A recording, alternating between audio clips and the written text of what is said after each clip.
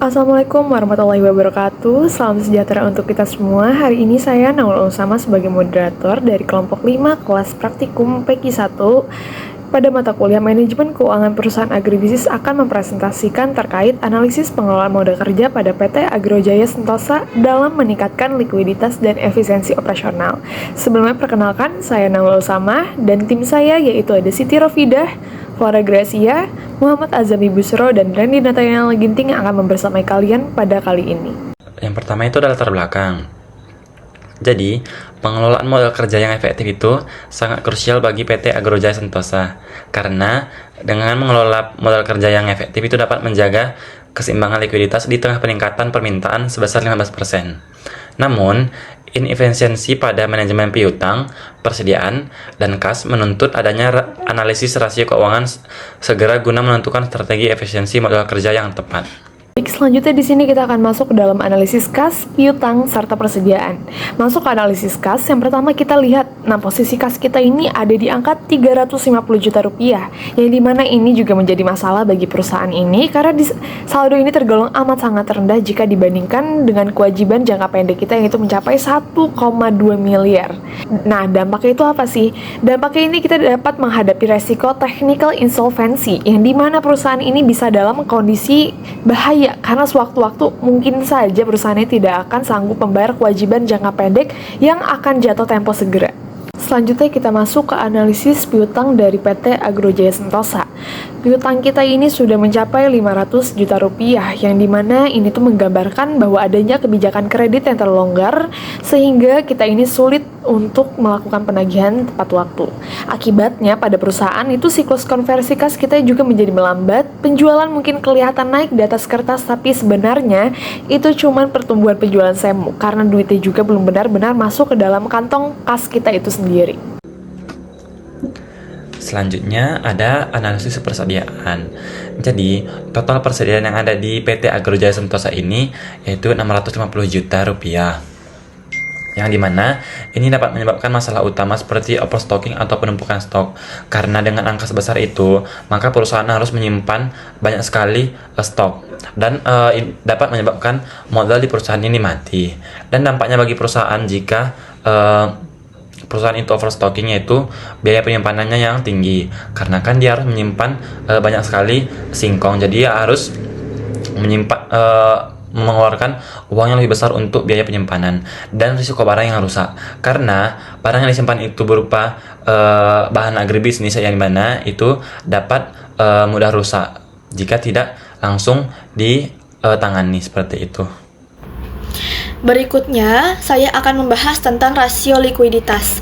Yang pertama ada current ratio dengan rumus total aset lancar dibagi dengan total kewajiban lancar.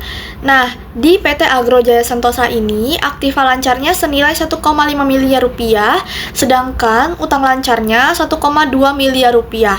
Jadi, current ratio-nya adalah 1,5 miliar rupiah dibagi dengan 1,2 miliar rupiah yang menghasilkan 1,25. Yang dimaksud current ratio 1,25 itu adalah ketika ada utang jangka pendek senilai 1 rupiah akan ditutup oleh 1,25 rupiah aktiva lancar, yang artinya perusahaan ini masih memiliki cadangan likuiditas yang baik. Berikutnya ada quick ratio, rumusnya itu quick assets dibagi dengan kewajiban lancar. Di PT Agrojaya Sentosa ini, persediaannya adalah senilai 650 juta rupiah.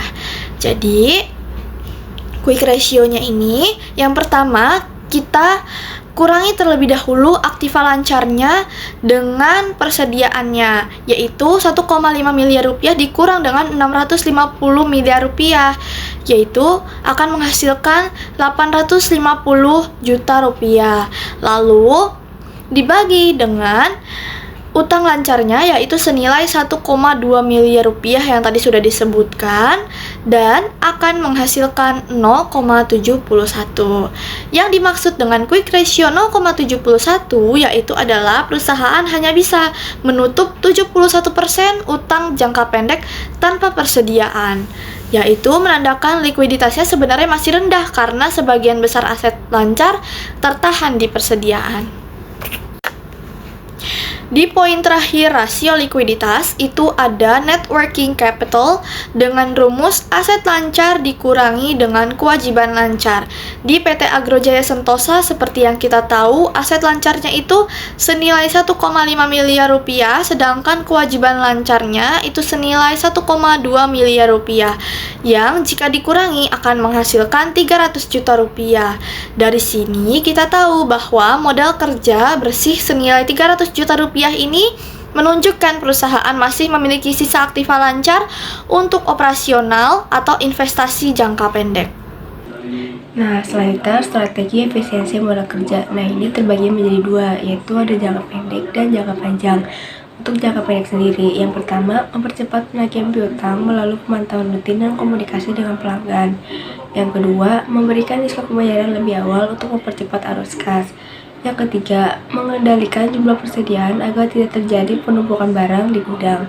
Yang terakhir, yaitu membuat perencanaan arus kas yang lebih baik agar pemasukan dan pengeluaran lebih terkontrol. Selanjutnya ada jangka panjang. Yang pertama itu ada menerapkan sistem manajemen persediaan yang lebih efisien seperti metode just in time. Yang kedua, memperketat kebijakan pemberian kredit kepada pelanggan untuk mengurangi risiko piutang macet. Yang ketiga, menetapkan batas kredit dan jangka waktu pembayaran yang jelas. Yang terakhir ada mengembangkan sistem manajemen keuangan terintegrasi untuk memantau kas, piutang, dan persediaan secara lebih efektif. Next. Selanjutnya ada keputusan pengembangan. Yang pertama, ada simulasi pengambilan keputusan efisiensi modal kerja. Nah, mereka bisa melakukan simulasi untuk menentukan strategi yang tepat nih dalam meningkatkan efisiensi modal kerja likuiditas perusahaan. Yang kedua, mereka melakukan fokus simulasi yang bertujuan untuk mengatasi keterbatasan kas, tinggi piutang, dan juga besarnya persediaan. Yang kedua, strategi jangka pendek. Yang pertama, mereka bisa mempercepat penagihan piutang agar arus kas masuk menjadi lebih cepat. Terus yang kedua, jika 40% piutang 500 juta itu sudah berhasil ditagih, kasnya bisa bertambah sampai dengan 200 juta. Yang ketiga, mengurangi persediaan sebesar 20% dari 650 juta melalui promosi atau peningkatan penjualan yang bisa menambahkan kas menjadi 130 juta. Yang keempat, mereka bisa meningkatkan kas perusahaan menjadi berpotensi meningkat dari 350 juta sampai dengan 680 juta, sehingga membantu memenuhi kewajiban jangka pendek mereka. Terus buat strategi jangka panjang, mereka bisa menerapkan sistem pengendalian persediaan yang lebih efisien seperti metode just in time. Yang kedua, memperketat kebijakan kredit pelanggan dengan batas kredit dan jangka waktu pembayaran yang lebih jelas. Yang ketiga, menggunakan analisis umur piutang, aging schedule untuk memantau dan juga mempercepat proses penagihan. Yang keempat, mengembangkan sistem manajemen keuangan yang terintegrasi untuk memantau kas, piutang, dan juga persediaan secara lebih akurat. Selanjutnya ada kesimpulan dan saran. Buat kesimpulan, berdasarkan hasil pengelolaan modal kerja PT Agrojaya, masih belum optimal. Kas yang terbatas juga dibandingkan kewajiban lancar menunjukkan keterbatasan likuiditas. Sementara tingginya piutang dan juga persediaan menyebabkan sebagian modal kerja tertahap sehingga memperlambat arus kasnya.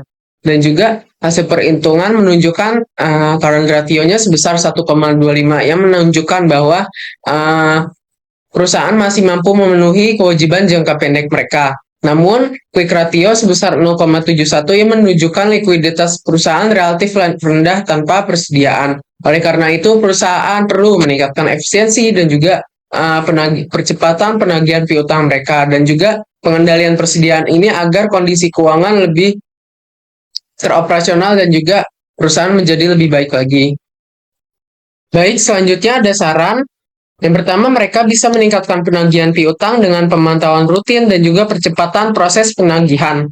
Yang kedua, melakukan pengendalian persediaan dengan menyesuaikan produksi dengan permintaan pasar. Yang ketiga, mereka bisa mengembangkan sistem manajemen keuangan yang lebih terintegrasi untuk memantau kas, piutang, dan juga persediaan secara lebih efektif. Dan yang keempat, menyusun perencanaan arus kas, cash flow planning yang lebih terstruktur. Baik, sekian itu saja dari kelompok kami, kurang lebihnya mohon maaf. Wassalamualaikum warahmatullahi wabarakatuh.